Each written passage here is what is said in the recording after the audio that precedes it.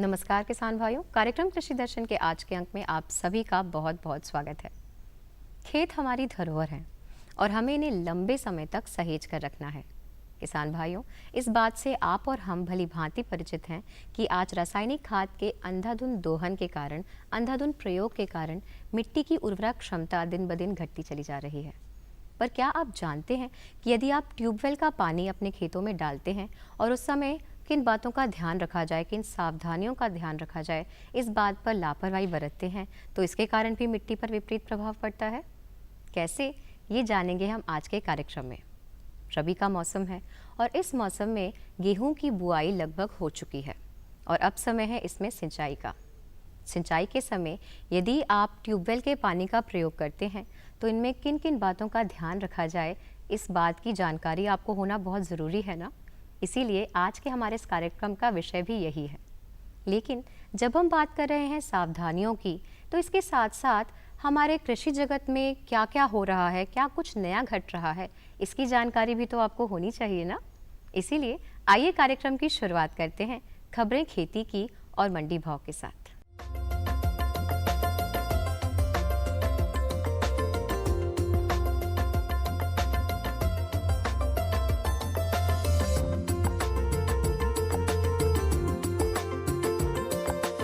नमस्कार किसान भाइयों, खबरें खेती में आपका स्वागत है। आइए नजर डालते हैं कृषि की खास खबरों पर। मंडियों में सुविधानुसार होगा भुगतान। फसल उत्पादन में जीवाणु खाद का महत्व। रबी फसलों की करें शीघ्र बुवाई। चने की शीघ्र पकने वाली किस्में बोएं। पशुओं को थानेला रोग से बचाएं। मंडियों में कृषि उपज का भुगतान विक्रेता को उसी दिन मंडी प्रांगण में किसानों को किया जाना अनिवार्य किया गया है। राज्य कृषि विपणन बोर्ड द्वारा अनेक नए निर्णय किसानों के हित में लिए गए हैं। इन निर्णयों से किसानों को कृषि उपज मंडियों में दैनिक कारोबार को करने में आसानी होगी। इन निर्णयों के अनुसार मंडियों में किसानों द्वारा बेची गई कृषि उपज का नगद RTGS, bank draft, bankers cheque या अकाउंट पे चेक के माध्यम से भुगतान प्राप्त किए जाने की सूचना जारी होगी, जिससे किसान भुगतान की प्रक्रिया का विकल्प चुन सकें। फसल उत्पादन में जीवाणु खाद का अत्यधिक महत्व है। ये सूक्ष्म जीवाणु मृदा में मौजूद फास्फोरस को घुलनशील बनाकर पौधों के लिए उपलब्धता बढ़ाते हैं। ये सूक्ष्म जीवाणु खेती में बचे हुए कार्बनिक अपशिष्टों को सड़ाकर मृदा में कार्बनिक पदार्थ की उचित मात्रा बनाए रखते हैं। सूक्ष्म जीव कुछ मात्रा में सूक्ष्म आवश्यक पोषक तत्वों जैसे जिंक, तांबा, सल्फर, लोहा, बोरोन, कोबाल्ट व मोलिब्डेनम इत्यादि पौधों को प्रदान करते हैं। ये जीवाणु खाद प्रत्येक मौसम में प्रति फसल लगभग 20 से 30 किलोग्राम नाइट्रोजन प्रति हेक्टेयर तथा फास्फोरस को घुलनशील बनाने वाले जीवाणु प्रति हेक्टेयर लगभग 30 से 40 किलोग्राम फास्फोरस प्रति फसल उपलब्ध कराते हैं। ये किसान भाइयों को सलाह दी गई है कि जिन खेतों में नमी की कमी है वहां पलेवा कर रबी फसलें जैसे गेहूं एवं चना की बोनी शीघ्र करें। मटर, मसूर, चना की बोनी के लिए यह उपयुक्त समय है। कार्बेंडाजिम डाइथेन M45 का मिश्रण का 2.5 ग्राम प्रति किलोग्राम बीज का उपचार कर बोनी करें। मसूर की उन्नत किस्में जैसे K75, JL1, JL3 का चयन करें।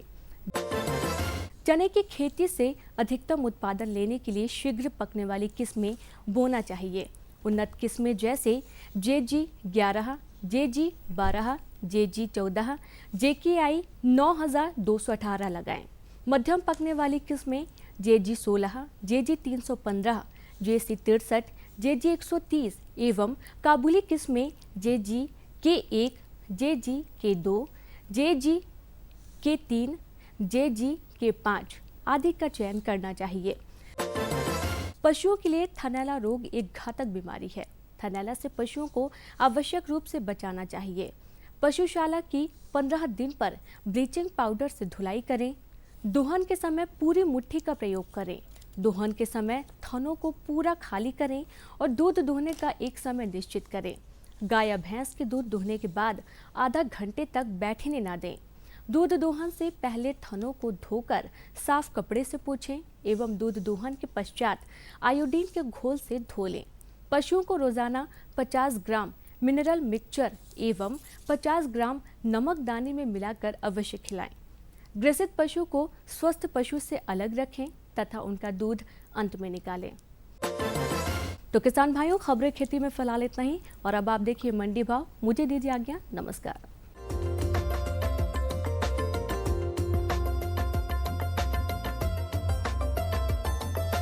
आइए सबसे पहले जानते हैं मसूर के प्रति क्विंटल भाव। जबलपुर में न्यूनतम 4,760 रुपये, अधिकतम 5,000 रुपये। सारंगपुर में न्यूनतम 4,260 रुपये, अधिकतम 4,502 रुपये। सतना में न्यूनतम 4,000 रुपये, अधिकतम 4,976 रुपये। नीमच में न्यूनतम 3,556 रुपये, अधिकतम 5,101 रुपये। आइए अब जानते हैं मक्का के प्रति क्विंटल भाव।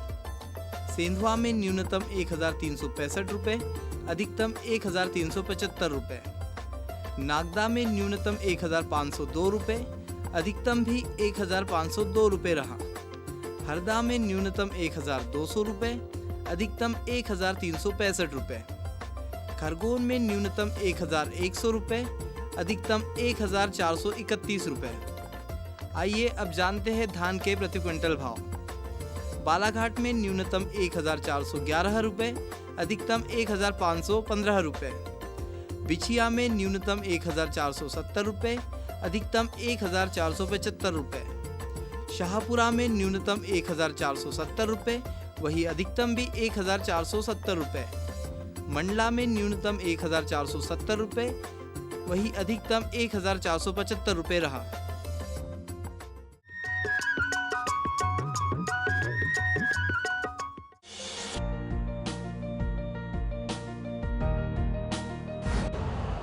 यूरिया का स्वदेशी उत्पादन 70 लाख टन बढ़ाने के लिए 6 उर्वरक संयंत्रों का उद्धार किया जा रहा है। FCIL के गोरखपुर, सिंदरी, तलचर और रामागुंडम संयंत्र, HFCL की बरौनी इकाई और BVFCL की नामरू फोर्थ। सोने पर सुहागा ये है कि देश में अब बनेगा सिर्फ नीम लेपित यूरिया, क्योंकि इससे होगा किसानों का फायदा ही फायदा। अनाज का उत्पादन 10% तक बढ़ेगा। बढ़ेगी 10 से 15% नाइट्रोजन क्षमता।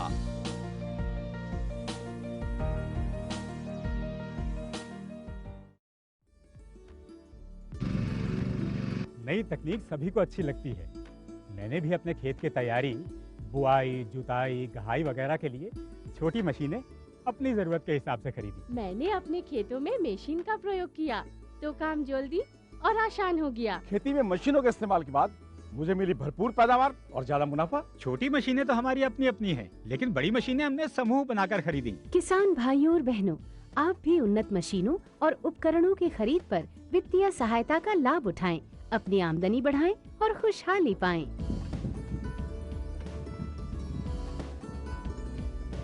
हो गया।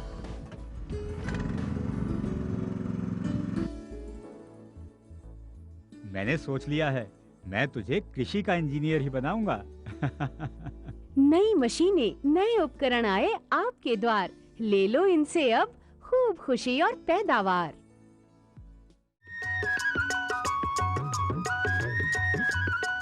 तो किसान भाइयों, आपका फिर एक बार स्वागत है कार्यक्रम कृषि दर्शन में। जैसा कि मैंने आपको पहले ही बताया था कि आज के कार्यक्रम में हम बात करेंगे कि गेहूं की सिंचाई के समय यदि आप ट्यूबवेल के पानी का प्रयोग करते हैं तो आपको किन किन बातों का ध्यान रखना है।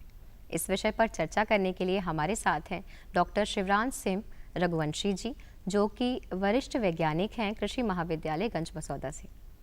रघुवंशी जी, आपका हमारे कार्यक्रम में बहुत बहुत स्वागत है। धन्यवाद। तो रघुवंशी जी, आप हमें बताएं, सबसे पहले मैं आपसे यही जानना चाहूँगी कि जब हम बात करते हैं ट्यूबवेल के से सिंचाई की, तो इससे हमारी मिट्टी पर विपरीत प्रभाव किस प्रकार पड़ता है, थोड़ा इस बारे में बताएं। तो किसान भाइयों राम राम। जैसा कि मैडम ने प्रश्न पूछा है कि ट्यूबवेल पानी का कृषि में कैसे उपयोग करें, तो मैं सबसे पहले बता देना चाहता हूँ आप लोगों के लिए कि आप लोग रासायनिक खादों का उपयोग करते हैं, उसकी तुलना में यदि हमने ट्यूबवेल पानी का उपयोग सावधानी से नहीं किया तो हमारी मिट्टी 2.5 गुना जल्दी खराब होने की संभावना बढ़ जाती है। इसके लिए मैं थोड़ा सा बताना चाहूँगा कि आजकल हम सब जगह देख रहे हैं कि हमारा जो सिंचाई का क्षेत्र है वो ट्यूबवेल से पानी ज़्यादा देते हैं, और गेहूँ जो है ना लोग अधिक उत्पादन के उसमें ज़्यादा सिंचाई देने वाला गेहूँ लगाते हैं। तो वहाँ पर हमको ये सावधानी रखना है कि जो ट्यूबवेल का पानी हमारा है वो यदि खराब गुणवत्ता का तो नहीं है, उसमें हल्का सा खारापन तो नहीं है, ये हमको देखना है। इसके लिए किसान भाई ये ध्यान रखें कि खारापन को कैसे मालूम करेंगे, तो इसके लिए प्रयोगशालाओं में जांच होती हैं। यदि जांच में वो नहीं कर पाते तो उनके लिए सबसे बढ़िया जांच है कि वो अपने खेत में पानी दें। पानी देने के बाद देखते हैं कि जब उसकी नमी सूखती है, जिसको बोलते हैं खेत में बतर आ रही है, उस टाइम यदि कणों पे हल्की हल्की सफ़ेद परत आती है तो समझ जाते हैं कि हमारा जो ट्यूबवेल का पानी है वो अच्छा गुणवत्ता का नहीं है। यदि अगर खारापन निकलता है पानी में तो उस समय फिर क्या किया जाए? देखो किसान भाइयों, जो अगला प्रश्न है कि यदि हमारा अब ट्यूबवेल अपन ने खुदवाया है और पानी खारा पानी आ गया है, एक होता है हल्का खारा पानी, बहुत ज़्यादा खारा पानी आ गया है, तो हमको उसमें यही सावधानी रखना है कि एक तो हम उसमें कम पानी चाहने वाली फसलें लगाएं। जिससे हमको देखते हैं कि ऐसे उसमें हमने एक पानी वाला गेहूँ लगाया तो वो ठीक रहेगा। मतलब यदि हमारा ट्यूबवेल का पानी अधिक खारा है और हमने 4-5 सिंचाई वाला गेहूँ लगा दिया तो पानी देना हमें संभव नहीं होगा, और दिया हमने तो हमारी मिट्टी खराब होगी जी। और मिट्टी खराब हो गई तो मतलब आगे फिर कुछ संभावना बचती नहीं है। जी, तो इसलिए हम यही कहना चाहेंगे कि यदि आपके पास गलती से भी खराब पानी निकला है और अपने को अच्छा गेहूँ उत्पादन लेना है तो साथ में एक तालाब बनवा लें अपने खेत पे, तो फिर दोनों पानी को मिश्रित करके उपयोग कर सकते हैं आप, और खारे पानी का भी अपन उपयोग कर लेंगे। गेहूं की सिंचाई के समय किन किन बातों का ध्यान रखा जाए? अब देखिए, अपनी मुख्य फसल रबी की गेहूँ है और गेहूँ ही लोग लगाते हैं और गेहूँ में ज़्यादा हमको सिंचाई देने की आवश्यकता लगती है। तो अब गेहूँ की सिंचाई करते हैं तो हमने देखा पानी हमारे पास कम है, तो हम जो बौछारी विधि होती है सिंचाई करने की उससे करें। और यदि हम देखते हैं कि हमारे पास पानी ज़्यादा मात्रा में उपयोग करना है तो भी एक हमारी विधि होती है क्यारी विधि, उसमें पानी बहा कर दें, लेकिन पूरा बाढ़ जैसा पानी बिल्कुल ना दें। और हम तो यही कहना चाहेंगे किसानों भाइयों के लिए कि पानी की बचाने के लिए, मिट्टी की भौतिक दशा बचाने के लिए बौछारी विधि से अपनी, जिसको बोलते हैं स्प्रिंकलर सिस्टम, उससे सिंचाई करें तो उससे पानी की बचत भी होगी, आपकी लागत भी कम होगी और मिट्टी की भौतिक दशा ठीक रहनी रहेगी और उत्पादन में आपको कोई अंतर नहीं आएगा। कुछ ऐसे प्रयोग हैं जिससे हम हमारे खेतों पर ही कुछ ऐसा सिस्टम बना लें जिससे हमें स्प्रिंकलर के लिए औजारों का प्रयोग ना करना पड़े? इसके लिए तो अपने को जो बनी हुई यंत्र लेना पड़ेंगे, इसके पूरा एक असेंबली आती है, उसको फिट करते हैं, उससे क्या है अपन फिट कर देते हैं। इसके लिए पूरा ऐसे आधा बीघा के लिए पूरे असेंबली बनी हुई आती है, उससे किसान भाई इसका उपयोग कर सकते हैं और उससे उपयोग करेंगे तो पानी भी कम लगेगा हमारा और साथ साथ में हमारा जी फायदा भी रहेगा। और मिट्टी जो है, हम चाह रहे हैं कि ज़्यादा पानी से मिट्टी खराब हो रही है वो हमें बची रहेगी जी। किसान भाइयों के पास में केवल एक सिंचाई के लिए ही पानी पर्याप्त मात्रा में उपलब्ध है तो उस समय वो क्या करें? देखिए, ये तो अपने पानी की उपलब्धता और पानी की गुणवत्ता के ऊपर निर्भर करेगा कि हम पानी एक दें। यदि हमारा पानी खराब है तो हमको एक पानी वाला गेहूँ लगाना पड़ेगा। उसके लिए सबसे उपयुक्त समय रहता है बुआई के करीब 35 से 40 दिन के आसपास। जब हमारा गेहूँ 35 से 40 दिन का हो जाता है उस टाइम हम इसकी सिंचाई करते हैं।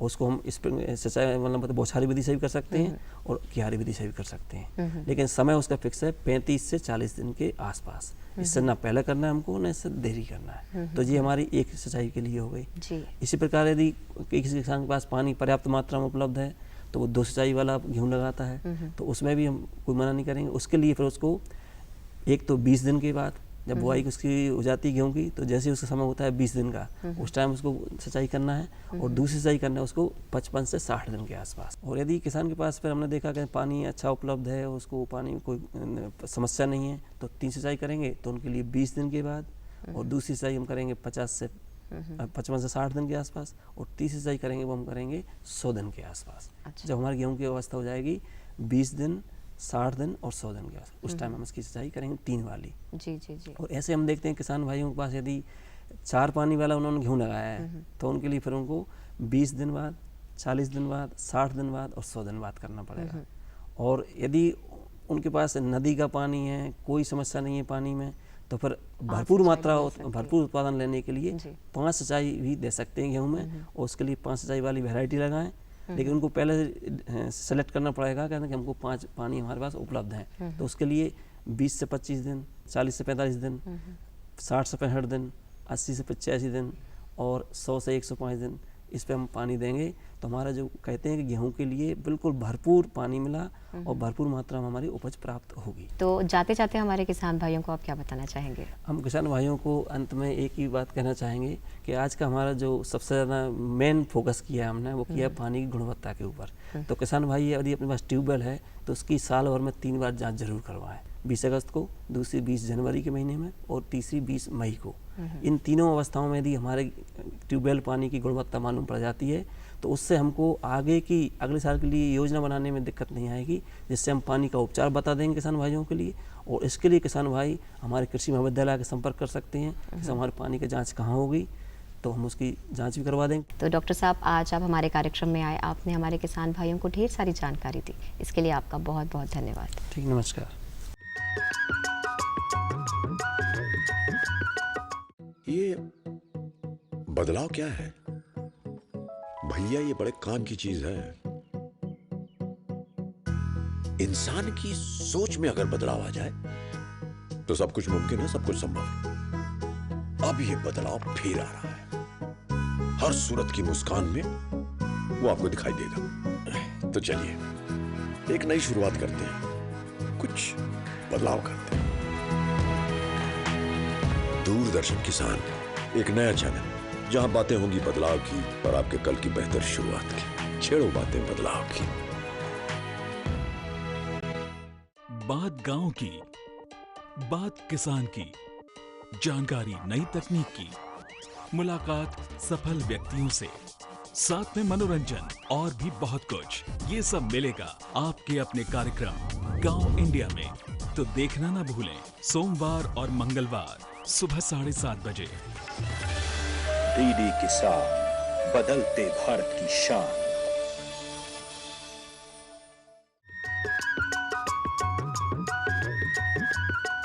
तो किसान भाइयों, आज आपने जाना कि किस प्रकार से यदि आप गेहूं में सिंचाई के लिए ट्यूबवेल का पानी प्रयोग में ला रहे हैं तो किन किन बातों का ध्यान रखा जाए। और हमें पूरी उम्मीद है कि आज आपने जो जो जानकारियां यहाँ प्राप्त की हैं उन्हें आप अपने कृषि कार्यों में ज़रूर प्रयोग में लाएंगे।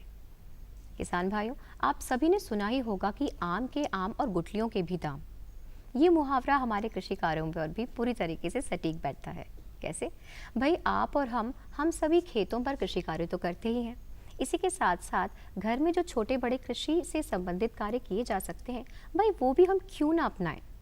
तो आइए आज हम बात करते हैं अलंकारी मछली पालन की, जो बहुत ही सरल है, जिसे आप घर में भी कर सकते हैं। कैसे कर सकते हैं और करने के लिए किन किन बातों का ध्यान रखना है, आइए जानते हैं हमारे विशेषज्ञ से। सबसे पहले जो एक्वेरियम है, जो कि एक कांच का बना पात्र होता है, उसमें हम जो भी मछलियाँ हैं, रंगीन मछलियाँ खास करके, जैसे कि guppy, molly, platy, gold fish, angel fish, cat fishes, इन सबको हम कांच के पात्र में रख के अपने एक छोटे से जगह में रख के भी हम इनका पालन पोषण कर सकते हैं, जिससे कि हम नगद आय तुरंत प्राप्त कर सकते हैं और एक व्यवसाय के रूप में भी इसको हम अपना सकते हैं।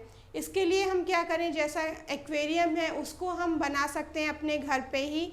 इसमें क्या होता है, 5 कांच के टुकड़ों की ज़रूरत होती है, जिसको सीलेंट या जो चिपकाने वाला पदार्थ होता है कांच को, उससे चिपका के बनाया जाता है। इसको हम किसी भी आकार का, किसी भी साइज़ का तैयार कर सकते हैं, जैसा कि त्रिकोणाकार, आयताकार, षटभुजाकार या किसी पक्षी के आकार का भी रूप हम दे सकते हैं, वो भी सांचों में डाल के। और आजकल जैसे मटके के रूप गोल आकार का भी काफ़ी प्रचलन है, जो कि मार्केट में आसानी से उपलब्ध हो जाता है। तो इस तरह से जो कांच के पात्र हैं, इनमें हम रंगीन मछलियों को रखते हैं। फिर इसके साथ साथ कौन कौन सी मछलियों को हमको अपने कांच के पात्र में, एक्वेरियम में रख सकते हैं, जैसे मोली, प्लेटी, गप्पी, गोल्ड फिश की भी कई वैरायटी हैं, कई प्रजातियां हैं जिसको कि हम अपने एक्वेरियम में सजा के रख सकते हैं। एंजल फिश हो गई।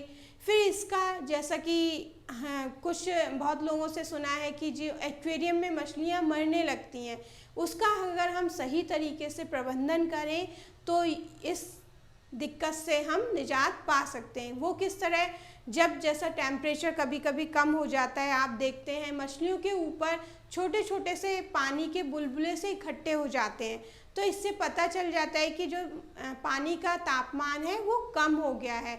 तो उसके लिए हम एक्वेरियम में वाटर हीटर आते हैं, पानी में जो पानी को गर्म रखते हैं एक निश्चित तापमान पे, वो हम अपने एक्वेरियम में लगा सकते हैं, जिससे कि उनका तापमान, पानी का तापमान बढ़ते ही इस जो बीमारी है जिससे कि मछलियों की मरने की वृद्धि हो जाती है, तो उसको हम कम से कम कर सकते हैं। साथ में आपने देखा होगा इनके जो पूंछ है, फिन्स हैं, ये गलने सड़ने लगते हैं, या इनके जो गलफड़े हैं उनमें भी बीमारी हो जाती है, वो भी गलने सड़ने लगते हैं। तो हम इन सब के लिए क्या करें, सबसे पहले जो भी है, अगर बीमारी दिखती है तो हम उन मछलियों को एक्वेरियम से निकाल लें और थोड़े समय के लिए लाल दवा आती है उसमें हम डाल के अपनी मछलियों को रख सकते हैं। और जब भी हम पानी बदलें एक्वेरियम का, तो उस पानी में सोडियम क्लोराइड, जो कि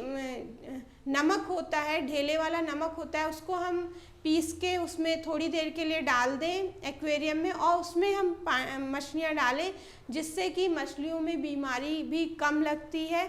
और थोड़े थोड़े उसमें ऑक्सीटेट्रासाइक्लिन, जैसे कि मछलियों की पूंछ सड़ने लगती है, गलफड़े सड़ने लगते हैं और मछलियों की मृत्यु में वृद्धि होने लगती है, तब हम ऑक्सीटेट्रासाइक्लिन भी डाल सकते हैं और समय समय पे अपनी मछलियों की देखभाल करते रहें। फिर उसके साथ साथ उसके खाने का प्रबंधन, आहार प्रबंधन किस तरह करें, क्योंकि मछलियों की मृत्यु में भी वृद्धि इसी कारण होती है कि हम जानते नहीं है मछलियों को कितना आहार देना है।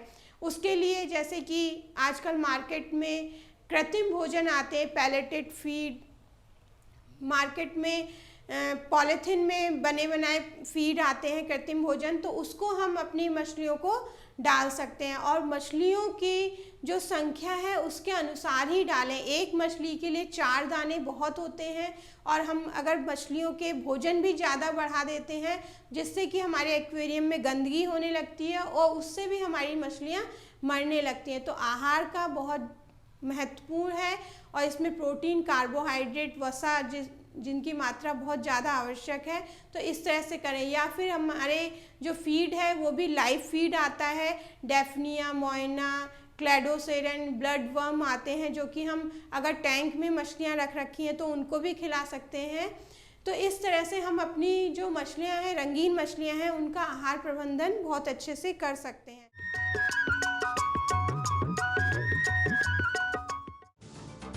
धरती पर अवतार बनकर जन्म लेते हैं कुछ ऐसे जांबाज, ये जज्बे और जुनून से खुद लिखते हैं अपनी तकदीर। ऐसे किसानों की गौरव गाथा देखिए कदमों में आसमां, हर गुरुवार रात 9:30 बजे डीडी किसान पर। डीडी किसान, बदलते भारत की शान। घर की चौखट से निकलकर जब भी कुछ अलग करने की ठानी, जज्बे और समझ से बदली खुद अपनी कहानी। चाहे हो पुरानी परंपरा को बचाना या फिर हो घर के खर्च को चलाना, चुनौतियों को पार कर जिंदगी में था आगे जाना। हर ग्रामीण महिला बनी मिसाल। देखिए इनके संघर्ष की दास्तान, सच होंगे सपने। हर शुक्रवार रात 9:30 बजे डीडी किसान पर। डीडी किसान, बदलते भारत की शान। गर्व भारत के विकास का,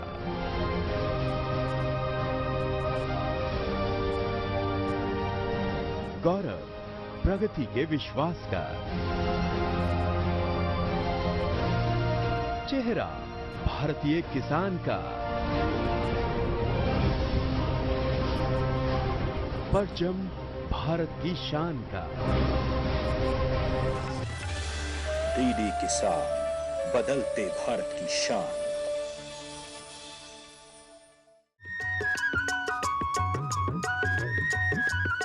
जल ही जीवन है, और बिना इसके जीवन की कल्पना भी नहीं की जा सकती।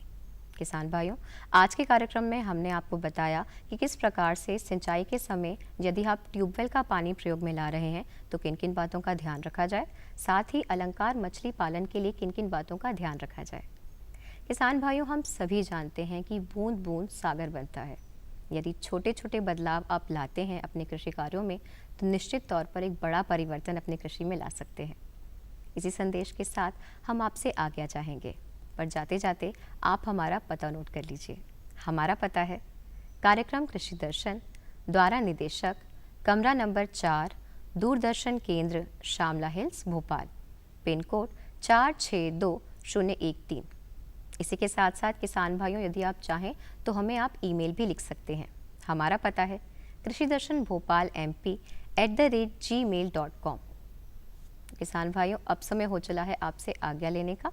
अगले अंक में फिर होगी मुलाकात कृषि संबंधी कुछ और जानकारियों के साथ। तब तक के लिए आज्ञा दीजिए। नमस्कार।